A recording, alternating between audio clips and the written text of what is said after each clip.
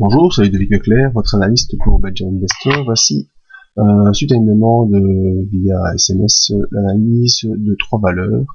Ce sera tout d'abord Bekaert, ensuite Nyrstar et pour terminer Ablings. Alors, ces trois valeurs sont analysées sur une période de 2 ans en unité hebdomadaire.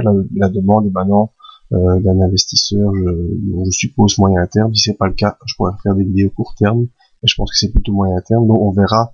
Sa question était, est-ce qu'il faut se défaire de ces valeurs pour repasser sur d'autres valeurs? Donc on va commencer par Bekaert. Alors Bekaert, vous connaissez la situation de Bekaert, donc c'est une entreprise qui travaille principalement dans l'utilisation de fils de fer et qui s'est spécialisée aussi dans les panneaux photovoltaïques. Un gros problème de panneaux photovoltaïques, c'est qu'en Europe, ça a été certaines subventions ont été supprimées, notamment en Belgique, et Bekaert étant belge, ça a très fortement pesé sur ce marché. D'autant plus, les Chinois ont très fort développé leurs propres panneaux photovoltaïques et qui sont en train d'inonder le monde avec des panneaux photovoltaïques à moindre coût. Donc ça a aussi eu des conséquences pour Bekaert.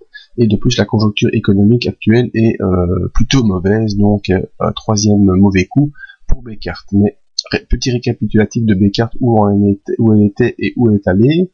Donc ce graphique a intégré toutes les augmentations de capital et dividendes qui ont été distribuées. Et à l'heure actuelle, eh bien, le plus bas de Bekaert a été aux alentours des 10 €, avec un maximum aux alentours des 80 €. Alors ce maximum se fait aux environs du mois de entre janvier et avril 2011, et depuis avril 2011, c'est la grosse descente aux enfers pour les actionnaires de Bekaert, avec actuellement un palier qui semble se stabiliser aux alentours des 17 €, qui est un support mensuel. Actuellement, l'action est toujours en phase baissière, sous ses moyennes mobiles, et ne semble pas vouloir redémarrer. Alors, voyons un peu ce que les indicateurs peuvent nous donner. Donc le MACD qui donne les évolutions moyen terme est haussier, malgré ça le cours lui est plutôt baissier, donc on a ici une première divergence qui serait plutôt favorable au retour haussier. Le RSI qui montre la force de l'action par rapport à elle-même, la zone qui est en rouge, ça montre les fortes faiblesses de l'action, et même si ce RSI tentait à remonter, mais cette remontée a été coupée au mois d'avril, a plutôt latéralisé, et ici on essaye une nouvelle fois d'accélérer, mais on voit que depuis le mois de septembre, cette force tend à diminuer également. C'est pas un très bon signe pour la suite des événements non plus. Le stochastique qui montre les impulsions haussières et baissières est pour l'instant en phase d'impulsion baissière, c'est pas un excellent signal. Et au niveau de l'OBV, donc l'OBV, je rappelle, c'est un indicateur qui nous remontre les volumes acheteurs-vendeurs, et bien on voit que c'est plutôt une tendance vendeuse qui existe depuis 2011 sur Bekaert, même si ici on a une légère reprise, on est toujours bel et bien dans cette dynamique baissière. Donc actuellement, Bekaert est, même si elle semble avoir atteint un palier, et dans cette dynamique baissière, il n'est pas exclu qu'elle rejoigne les plus bas historiques. Alors, à plus court terme, ce qu'il faut surveiller, c'est cette zone 23,66 et cette zone 17,03. Si le cours franchit à la hausse les 23,66 dans les semaines à venir, c'est un bon signal pour la suite et peut-être un retour vers des paliers suivants. Mais si malheureusement le cours vient se diriger vers les 17,037 et ne rebondit pas, comme ça a été le cas au mois de juin, eh bien fort est à penser et à craindre d'ailleurs que le cours devrait poursuivre jusque 12,54 €. Voilà ce qu'il en est pour Bekaert. La situation économique est mauvaise pour le cours. Actuellement, on se stabilise, mais la tendance reste actuellement toujours baissière sur Bekaert et il n'y a pas de signaux d'accélération haussière, ni sur les indicateurs, ni sur le cours en lui-même. Passons maintenant, à mon avis, sur Nyrstar. Bon, Nyrstar, je vous rappelle, est une société qui agit au niveau, principalement active au niveau du raffinage du zinc et tous ces métaux, et notamment fortement propriétaire de plusieurs mines.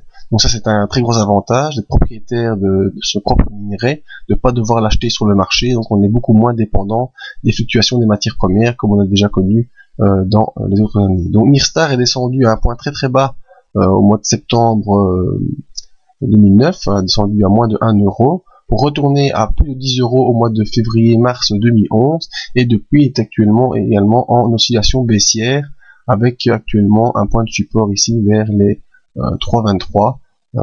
Tous ces cours bien sûr incluent toutes les augmentations de capital, toutes ces choses qui s'est produites. Actuellement donc la dynamique reste baissière. Pourquoi? Parce qu'on voit qu'on a des points bas qui sont de plus en plus bas et des points hauts comme ici, ici et ici qui sont de moins en moins hauts. Les moyennes mobiles sont baissières, donc on est bel et bien en dynamique baissière.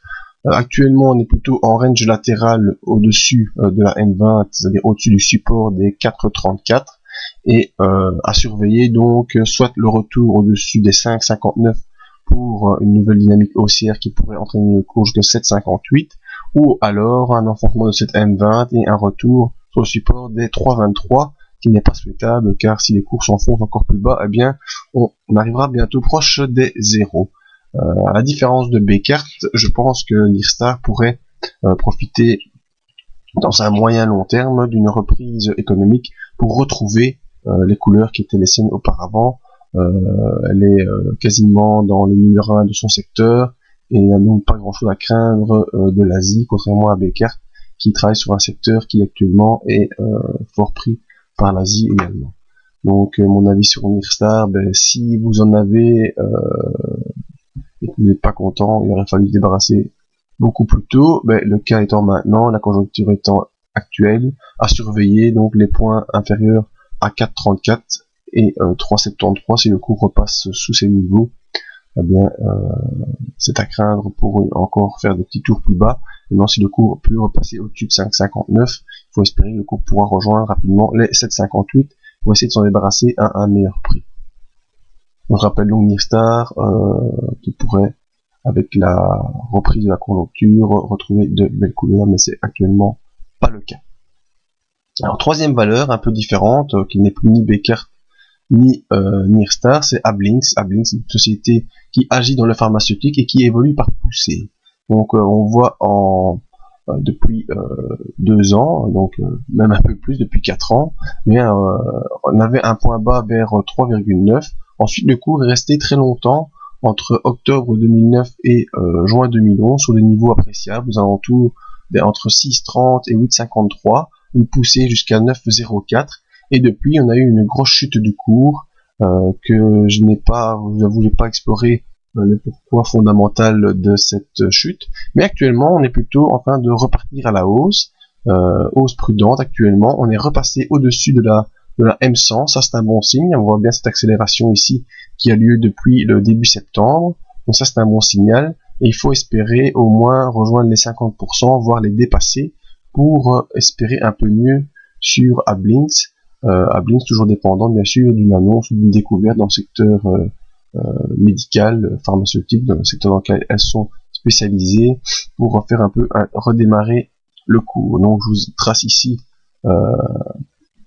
pour ceux qui connaissent les retracements de Fibonacci. Alors on va un peu voilà supprimer les deux lignes rouges, excellent. Alors on voit bien, comme je viens de vous dire, on a rejoint les 50%, c'est toujours une zone très difficile à passer, les autres zones faisant office de support. Donc actuellement dans l'impulsion qui est en cours, Ablynx trouvera un support sur sa M100 aux alentours des 5,13, ensuite ici sur les 38% à 4,82, sur les 23% à 3,83, et ensuite les zéros, bon c'est pas espéré on n'espère pas retourner là-bas, mais le très gros support est pour moi ici. C'est le haut du range horizontal qu'il y a eu entre le mois de novembre 2011 et l'accélération du mois de septembre 2012. Donc ce range horizontal, ça a formé un bon plancher pour Ablynx apparemment, et le gros support est à 3,83. Après cette belle envolée qui a duré, vous voyez, près de 5 semaines, on est resté en dehors des bandes de Bollinger. C'est normal qu'on aura une consolidation avec un premier palier possible ici à 4,82. Peut-être attendre le retour de la M20 qui, elle, va continuer à progresser.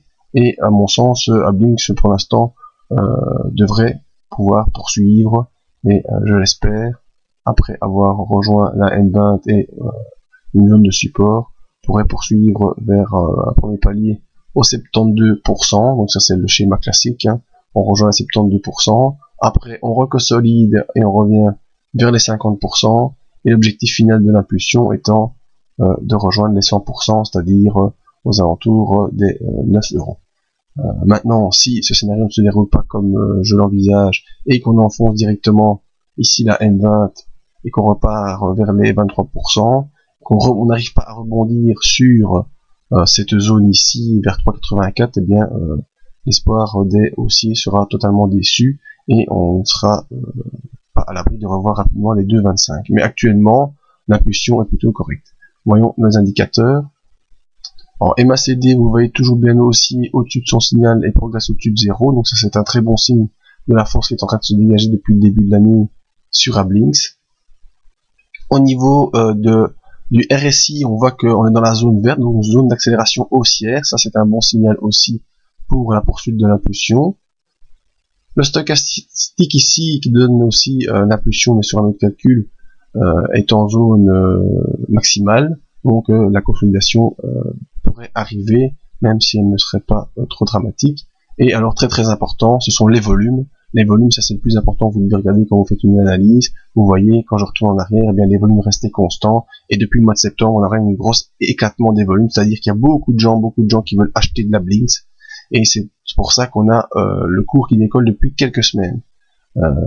Volume qui, vous voyez, lors des phases ici, on n'a pas été aussi important malgré que le cours se retrouvait vers les 9 euros. Donc tant les indicateurs que la configuration actuelle du cours me fait penser qu'Ablinks pourrait retrouver assez rapidement le niveau des 8,98. Quand je dis rapidement, on est ici en ordre de objectif moyen terme, donc peut-être pour l'année prochaine, juin 2013, serait une bonne perspective pour Ablinks, un retour vers les plus hauts. Donc voilà, c'est mon avis, en tout cas, qui n'engage que moi, et qui n'engage à rien, c'est toujours vous qui prenez les décisions, comme je vous dis à chaque fois.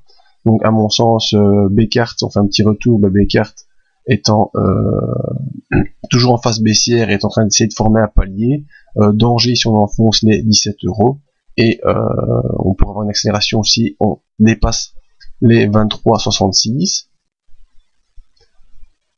Sur Nirstar, on est toujours également en impulsion baissière avec, il semble ici, un plancher vers 3,23, une tentative d'accélération qui se fait.